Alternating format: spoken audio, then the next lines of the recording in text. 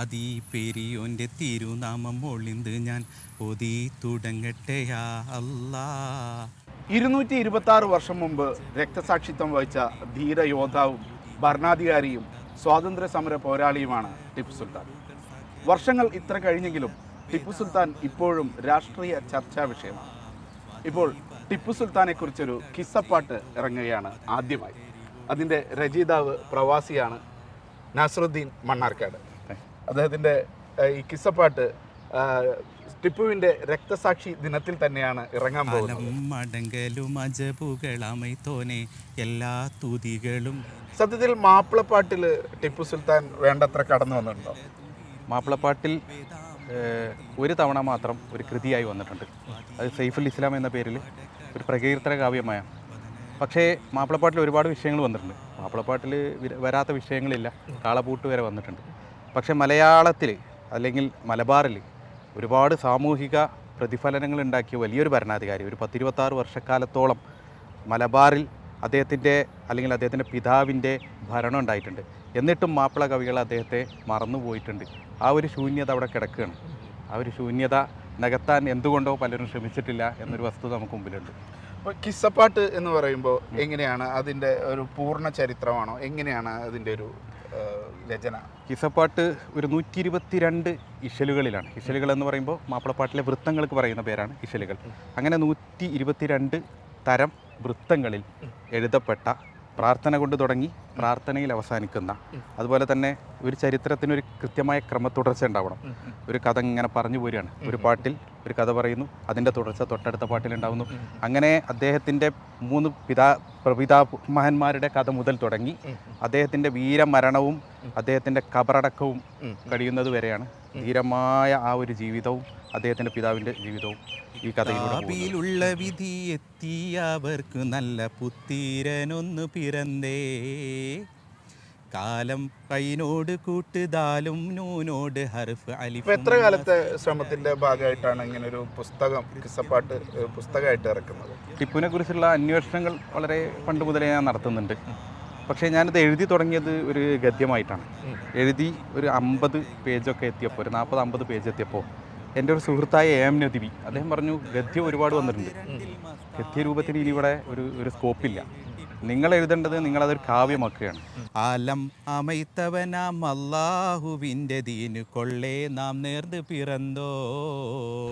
അങ്ങനെയാണ് ഞാൻ അതിലേക്ക് തിരിയുന്നത്. അപ്പോൾ ഒരു 3.5 വർഷക്കാലം മുമ്പ് എൻ്റെ ഗദ്യത്തിൽ നിന്ന് ഞാൻ പിന്തിരിഞ്ഞ് കാവ്യത്തിലേക്ക് എഴുതി തുടങ്ങിയതാണ്.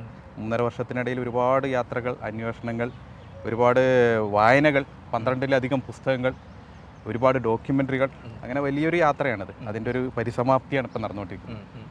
ഇപ്പോഴും ചർച്ചകളും വിവാദങ്ങളും ഉണ്ടാകുന്ന ഒരു സ്വാതന്ത്ര്യ സമര പോരാളിയാണ് ടിപ്പു സുൽത്താൻ. അദ്ദേഹം വർഗീയവാദിയാണെന്ന് പറയുന്ന ഒരു കൂട്ടരുണ്ട്. അദ്ദേഹം ഈ പറഞ്ഞ പോലെ അമ്പലങ്ങൾ നിർമ്മിച്ച ആളാണെന്ന് പറയുന്ന വാദങ്ങളുണ്ട്. അതേപോലെ തന്നെ കുറേ കേരളത്തിൽ കുറേ സാമൂഹ്യ പരിഷ്കരണങ്ങൾ കൊണ്ടുവന്ന വ്യക്തി എന്നുള്ള നിലയ്ക്ക്. അപ്പോൾ ആ കഥകളും ഈ ചരിത്രമൊക്കെ ഇതിൽ വരുന്നുണ്ടോ?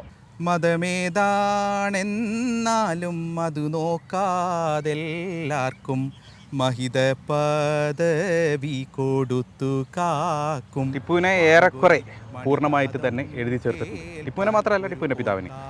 ഞാൻ കൂടുതൽ 2ാം ഭാഗത്ത് ഞാൻ കൂടുതൽ ശ്രദ്ധിച്ചിട്ടുള്ളത് ടിപ്പുവിനെ കുറിച്ചാണ്. ടിപ്പുവിനെ കുറിച്ചുള്ള ആരോപണങ്ങളുണ്ട്. ടിപ്പുവിനെ അപനിർമ്മിക്കുക എന്നുള്ളത് ബ്രിട്ടീഷുകാരുടെ ഒരു നിർമ്മിതിയായിരുന്നു, ഒരു ആവശ്യമായിരുന്നു. കാരണം അവർക്ക് ഇന്ത്യയിൽ നേരിട്ട ഏറ്റവും വലിയൊരു വില്ലനാണ്. ആ വില്ലനെ എതിരാളിയാണ് തേജോവധം ചെയ്യുക. അദ്ദേഹത്തിൻ്റെ ജീവിതകാലത്ത് തന്നെ തുടങ്ങിയിട്ടുണ്ട്. ആ കഥകൾ അന്നത്തെ ആളുകൾ വിശ്വസിച്ചിരുന്നില്ല. കാരണം അദ്ദേഹത്തിൻ്റെ കൊട്ടാരം നിലകൊള്ളുന്നത് തന്നെ ഒരുപാട് അമ്പലങ്ങളും ക്ഷേത്രങ്ങളും ഒക്കെ നിൽക്കുന്നതിൻ്റെ നടുവിലാണ്. ഞാൻ ഇതിലൊരു കഥ എഴുതിയിട്ടുണ്ട് ചെറുതായിട്ട്. ഒമാനിൽ നിന്നൊരാൾ, ഒരു ധനികനായൊരു കച്ചവടക്കാരൻ, അദ്ദേഹം വന്നിട്ട് ടിപ്പുവിൻ്റെ കൂടെ അദ്ദേഹത്തിൻ്റെ കൊട്ടാരത്തിലിരിക്കുമ്പോൾ അമ്പലമണികൾ കേൾക്കുകയാണ്. അപ്പോൾ അദ്ദേഹം പറഞ്ഞു, ഞാൻ ഒരുപാട് രാജ്യങ്ങൾ യാത്ര ചെയ്ത ഒരാളാണ്, പക്ഷേ ഇങ്ങനെ ഹിന്ദുക്കളും മുസ്ലിങ്ങളും ഐക്യത്തോടെ നിൽക്കുന്ന ഒരു രാജ്യമല്ല. അദ്ദേഹം പറഞ്ഞൊരു മറുപടി ഉണ്ട്. ചരിത്രത്തിൽ നിന്നാണ് ആ കോട്ട്.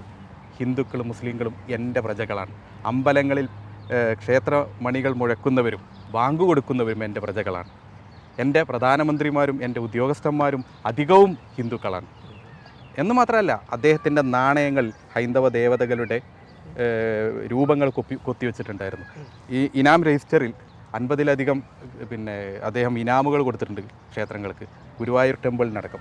അങ്ങനെ നമ്മൾ അദ്ദേഹത്തെ ഞാൻ ഏറ്റവും എടുത്തു പറയാൻ ഉദ്ദേശിക്കുന്ന ഒരാളുണ്ട്. ഇന്ന് സംഘപരിവാറിൻ്റെ ഐഡിയോളജിസ്റ്റ് എന്ന് പറയുന്ന മൽക്കാനി, അദ്ദേഹത്തിൻ്റെ പുസ്തകത്തിൽ ടിപ്പുവിനെ നമ്മൾ സല്യൂട്ട് ചെയ്യണം, അദ്ദേഹം അശോക ചക്രവർത്തിയോളം മഹാനാണ് എന്ന് അവരെഴുതിയിട്ടുണ്ട്. അവരെ ഞാൻ കോട്ട് ചെയ്യാൻ കാരണം ഒരു എതിരാളിക്ക് പോലും ചില നിമിഷങ്ങളിൽ അദ്ദേഹത്തെ അംഗീകരിക്കേണ്ടി വരും. വീരന്നരപ്പട്ട കെട്ടിയൊരുങ്ങി വീരേതിഹാസം വജഹിൽ വിളങ്ങി. ബ്രിട്ടീഷുകാരോട് നേരിട്ട് പടപൊരുതിയ ഭരണാധികാരി, അങ്ങനെ രക്തസാക്ഷിത്വം വഹിച്ചാണ്. ആ ഭാഗമൊക്കെ ഇതിൽ വരുന്നുണ്ടാവും. തീർച്ചയായിട്ടും. കാരണം അദ്ദേഹത്തിൻ്റെ രക്ഷപ്പെടാൻ പഴുതുകളുണ്ടായിരുന്നു. പൂർണ്ണയ്യയോട് പറഞ്ഞു, ഒറ്റുകാർ നമ്മുടെ അകത്തുണ്ട്, നമ്മുടെ കൊട്ടാരത്തിനകത്ത് തന്നെയുണ്ട്, ആരുമല്ല, അത് മീർ സ്വാദിഖാണെന്ന് പറയുന്നൊരു രംഗമുണ്ട്. അപ്പോൾ അതിൽ തളർന്നു പോയ പൂർണ്ണയ്യ ഒരു വേള അദ്ദേഹത്തോട് പറയുന്നുണ്ട്, നമുക്ക് തുരങ്കപാതകൾ തുറക്കാം, അതിലൂടെ അങ്ങേക്ക് രക്ഷപ്പെടാം എന്ന് പറയുമ്പോൾ അദ്ദേഹം പറയും, ഞാൻ യുദ്ധത്തിൽ മരിക്കാനാണ് തീരുമാനിച്ചിട്ടുള്ളത്. വീരന്നരപ്പട്ട കെട്ടിയൊരുങ്ങി വീരേതിഹാസം വജഹിൽ വിളങ്ങി. ആരംഗമെഴുതാൻ കതിറില്ല കരമേ, അതിനെ തമാമാക്കാൻ മഷി പോര കലമേ. മാരുതൻ ഹർബിൻ്റെ കാളം മുഷക്കി മായക്കുലത്തെയുമേറ്റം നടുക്കി. ഇതൊരു അധ്യായത്തിൻ്റെ രൂപത്തിലല്ല, ഒരു കിസ്സപ്പാട്ട്, ഒരു പാട്ട് കഴിയുന്നു, അതിൻ്റെ തുടർച്ച ഉണ്ടാകുന്നു, അതിൻ്റെ തൊട്ടടുത്ത പാട്ട്. ആദ്യത്തെ പാട്ടിൻ്റെ അവസാനത്തെ ഭാഗം കൊണ്ടാണ് തൊട്ടടുത്ത പാട്ട് തുടങ്ങുന്നത്. അങ്ങനെ കൃത്യമായി മാപ്പിളപ്പാട്ടിന് ചില വൃത്ത രചനാ നിയമങ്ങളുണ്ട്. കമ്പി കഴുത്ത്, വാല് വാലുമ കമ്പി. ആ നിയമങ്ങൾ പൂർണ്ണമായി പാലിച്ച് 122 പാട്ടുകളാണ്. അതായത് ഞാൻ ഏകദേശം നമ്മുടെ ഇന്നത്തെ ടെക്നോളജി വെച്ച് എണ്ണി നോക്കുമ്പോൾ 30,000-ലധികം വാക്കുകൾ വരുന്ന വലിയൊരു കാവ്യമാണത്. പോകവേ കണ്ടുള്ള വെള്ളക്കാരെ തുണ്ടമതാക്കി, പോർപ്പുലി സുൽത്താന്റെ വരവത് വെള്ളയെ ഭയമാണ്. പക്ഷേ മാപ്പിളപ്പാട്ടിന്റെ തന്നെ ഭാഗമാണ് പടപ്പാട്ടുകൾ. ടിപ്പുവിന്റെ പട നയിക്കുന്ന ഭാഗങ്ങളും ഇതിൽ ആണുണ്ടടാ അന കണ്ടിടട്ടെ നോടി, ഊക്കനെ കണ്ടൊരുത്തന് തൽക്ഷണം മതി പോയി. അദ്ദേഹം പനി പിടിച്ച് കിടക്കുകയായിരുന്നു. ആ ഒരു ടൈമിലാണ് പിന്നെ ബ്രിട്ടീഷുകാർ അകത്ത് കയറിയ വിവരം അറിയുന്നത്. അദ്ദേഹം ഉടനെ തന്നെ ഭക്ഷണം കഴിച്ചുകൊണ്ടിരിക്കുന്ന ആ ഒരു വേളയിൽ കൈ പിന്നോട്ട് വലിച്ച് അദ്ദേഹം ഒരു കുതിരപ്പുറത്തേക്ക് കയറി മുന്നിൽ കണ്ട മുഴുവൻ ശത്രുക്കളെയും വെട്ടി നിരത്തുന്ന ഒരു ഭാഗമുണ്ട്. മുന്നേറി ചമറിൽ അതുവുകൾ പേടി പിടികൂടി മറ തേടി പടയിൽ. ഇതിപ്പോ പുസ്തക രൂപത്തിലാണല്ലോ പ്രകാശനം ചെയ്യുന്നത്. അതിനുശേഷം ഇത് ഓഡിയോ ഇതിലായിട്ട് വരുന്നത്. ഈ പുസ്തകത്തിന്റെ കവർ പ്രകാശനത്തോടൊപ്പം തന്നെ നമ്മൾ യൂട്യൂബിൽ 1-ാം ഭാഗം പിന്നെ പുറത്തുവിട്ടിട്ടുണ്ട്. ഇതൊരു വലിയൊരു പ്രോജക്റ്റാണ്. നമുക്ക് മുഴുവൻ ഓഡിയോ പുറത്തിറക്കുക എന്ന് പറയുന്ന 122 പാട്ടുകളാണ്. ഓരോ പാട്ടുകളും ചിലപ്പോൾ 100-ലധികം വരികളുണ്ട്. നമ്മൾ ചെയ്തത് ഇതിൻ്റെ ഒരു ഐഡിയ ആളുകൾക്ക് കിട്ടാൻ വേണ്ടി ഇതിന് തിരഞ്ഞെടുത്ത 50 പാട്ടുകളുടെ ശകലങ്ങൾ ചേർത്ത് 10ഓളം ഓഡിയോ ഭാഗങ്ങളാക്കി യൂട്യൂബിൽ പുറത്തു വിടുകയാണ്. അതിൻ്റെ 1-ാം ഭാഗം പുറത്ത് വന്നിട്ടുണ്ട്. പുസ്തകത്തിൻ്റെ പ്രകാശനം നടക്കുന്ന വേളയിൽ 2-ാം ഭാഗം വരും. പിന്നീട് ഓരോ ആഴ്ചയിലും ഓരോരോ ഭാഗങ്ങളായി പുറത്തു വന്നുകൊണ്ടിരിക്കും.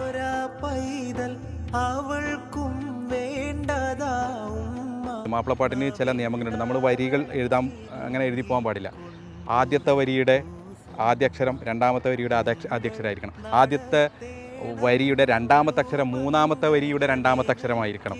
അങ്ങനെ ഒരു പാട്ട് അവസാനിച്ചാൽ ആ പാട്ടിൻ്റെ അന്ത്യഭാഗം കൊണ്ട് നമ്മൾ രണ്ടാമത്തെ പാട്ട് തുടങ്ങണം. അങ്ങനെ ആ പാട്ടിലും അതേ നിയമങ്ങൾ പാലിക്കണം. ഇങ്ങനെ 1-ാമത്തെ പാട്ട് മുതൽ 122 പാട്ട് വരെ ഒരു നൂലിൽ കോർത്ത പോലെ പരസ്പരം ഇങ്ങനെ ബന്ധിപ്പിച്ച ഒരു ഇതാണ്. അപ്പോൾ അത് ടിപ്പുവിൻ്റെ ചരിത്രം മാപ്പിളപ്പാട്ടിൻ്റെ കൂടി പുതിയൊരു ചരിത്രമായിട്ട് മാറട്ടെ. എല്ലാ ആശംസകളും. മുന്നിലുയർന്ന് സുൽത്താൻ ചാടി, ഏതവൻ ആണുണ്ടടാ അന കണ്ടിടട്ടെ നോടി, ഊക്കനെ കണ്ടൊരുത്തന് തൽക്ഷണം മതി പോയി. ഉലകിലെ പുകളുറ്റ സുൽത്താൻ മുന്നിലോ ഹൗഫായി, നോക്കവേ അത വലത് കണ്ടവനിപ്പോയിടതിലുമായി.